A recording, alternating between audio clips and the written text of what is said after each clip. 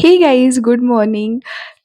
तुम्हाला सांगू का, माझा ना लहानपणापासूनच आहे ना स्वभाव खूप असा चिडचिडा, लवकर इरिटेट होणं, कुणाचं जास्त ऐकून नाही घेणं, कुणाला लगेच उत्तर देऊन देणं, असा होता. पण आता जसं-जसं मी मोठी होते ना, तर थोडं-थोडं चेंजेस येतोय माझ्यामध्ये. म्हणजे खूप काही मी असं थोडंसं लिमिटमध्ये केलंय. पण तरीही माझा स्वभाव असाच आहे. जर मला कोणी काही बोललं, जिथं माझी चुकी नाही आणि तिथे माझा काही संपर्कच येत नाही, तरी मला असं कोणी बोललं, तर मी लगेच तिथे त्याला उत्तर देऊन देते. मग ते कुणीही असो.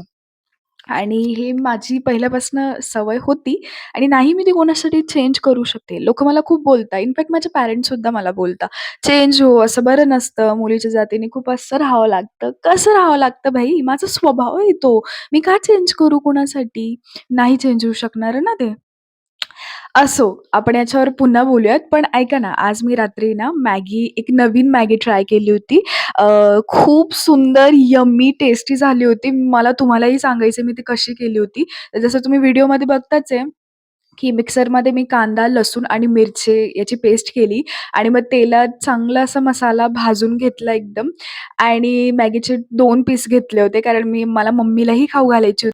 आणि खूप अनएक्सपेक्टेड होतं, की ही इतकी टेस्टी होईल म्हणून.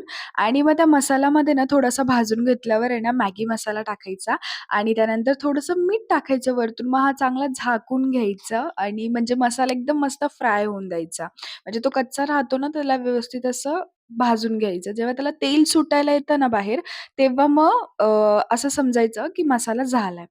आणि कच्ची मॅगी खायला कोणाला आवडतं? मला खूप आवडतं. म्हणजे कधीतरी मी खाते, असं नाही. आणि खरं तर सांगू तर मी मॅगी पण एवढी खात नाही, बट घरात होती आणलेली, तर माझी इच्छा झाली, की मी अशी मॅगी ट्राय करू. आणि खरंच मग नंतर मी मम्मीलाही दिली आणि इतकी सुंदर झाली होती. ट्रस्ट मी गाईज, मी मॅगी आहे ना पुन्हा कधीच घेत नाही, पण यावेळेस मी पुन्हा घेतलेली ती आणि इतकी सुंदर झाली. अरे बापरे! तुम्ही पण ट्राय करा. ठीक आहे. चला बाय.